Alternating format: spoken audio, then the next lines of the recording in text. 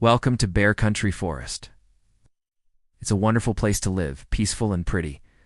But lately, there's been a problem. It's Mr. Grumbly, a rich businessman who lives in a mansion outside of town, has had his eyes on Bear Country Forest for a while now. He wants to buy it and turn it into a building site. One day he finally makes an offer to the townspeople to buy Bear Country Forest, but they all turn him down. That is except for one person, Betty Lou. Why? Well, because she's a troublemaker. She was always trying to cause problems for the other forest animals. And when she heard what Mr. Grumbly's plan was, she said, "You have yourself a deal." As soon as the contract was signed over to Mr. Grumbly, he called his construction crew and told them to start building. They moved all the trees and cut them up to start building houses. But wait, where would the animals live? After all, the forest animals needed homes too. So Papa Bear said, "We need to do something about this." He called a town meeting so everyone could figure out a solution to this problem. "This forest has been our home for generations," said Mama Bear, "and we need to find a way to save it." Sister Bear said, "Maybe we could ask Mr. Grumbly if we can stay here. I'm sure he won't mind." But Brother Bear shook his head. "I don't think that's a good idea. Obviously doesn't want us here. Just look at what he's doing." But then Cousin Furball came up with an idea. "How about we build houses for all the animals ourselves?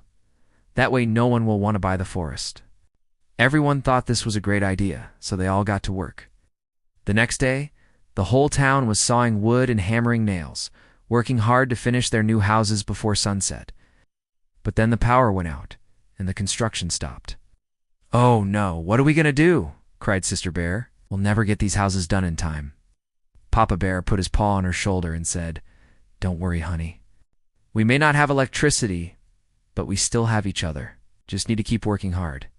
And so they did. They sawed wood by hand, mixed cement with shovels, and carried buckets of water. It took a lot longer than if they had electricity, but slowly the houses began to take shape. But while the animals were busy building their own homes, Mr. Grumbly was not idle. His bulldozers were tearing down more trees and making room for even more houses. "Look at this mess," shouted Papa Bear. "If we don't do something, he'll destroy the whole forest." Just then, Brother Bear came running up behind him. "I have an idea," he said. "Let's use our tree stumps to block the road." They all thought this was a great idea, so they used their saws to cut down the biggest stumps and rolled them across the road. Then they gathered some rocks and dirt and made a barricade. Mr. Grumbly was furious.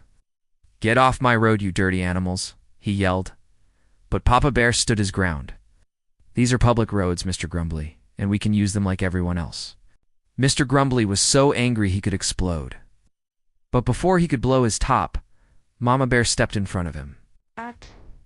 "Mr. Grumbly," she said calmly, "why don't you come over to the house and we can talk about all of this?"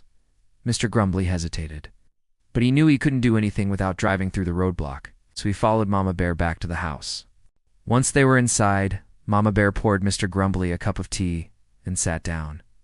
"Now, Mr. Grumbly, why do you want to buy our forest?" she asked.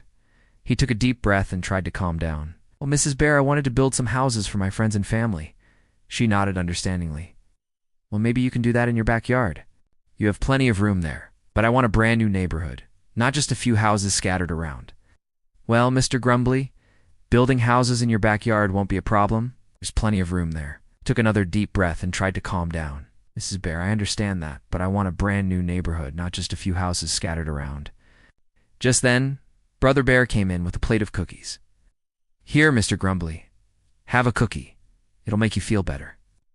Mr. Grumbly took a cookie and ate it. "Thank you, Brother Bear, but what I really want is to help the forest animals." "What do you mean?" asked Papa Bear. He explained to them about his plan for the forest. When he was finished, Papa Bear put his paw on Mr. Grumbly's shoulder. "Mr. Grumbly, I think I can help you with your problem." He led them into the backyard where all the animals were finishing up their houses. "Mr. Grumbly, you can build your houses here." The animals were all for this plan except for one, Betty Lou. "I don't want any city slickers moving into our forest," she snapped. But then Cousin Furball stepped forward. "Betty Lou, don't be mean. These houses are for everyone." Still, Betty Lou wasn't happy about it, but she knew she couldn't argue with that, and so that's what they did. All the forest animals helped Mr. Grumbly build his houses. Once they were finished, he invited everyone over for a housewarming party. They had food, games, and dancing. Everyone was having fun. That is, except for Betty Lou. She was sitting on a log by herself, pouting. Suddenly, Papa Bear walked over to her. "What's wrong, Betty Lou?" he asked. "No one likes me," she said. "They never invite me to anything." He put his paw on her shoulder. "That's not true, Betty Lou. You're just different. But being different doesn't mean you're not liked. In fact, it means you're special." She looked at him with wide eyes. "Really? Really?" he said with a smile. Then he gave her a big hug. "Come on, Betty Lou, let's go have some fun." And that's what they did. They played games, danced, and ate delicious food. And from that day on, Betty Lou was never a troublemaker again. In fact, she became the most popular bear in the forest because she learned that being different didn't make her less lovable. She also learned that being part of a community meant helping others and being kind. And even though she had made mistakes in the past, the other bears were willing to forgive her and give her another chance.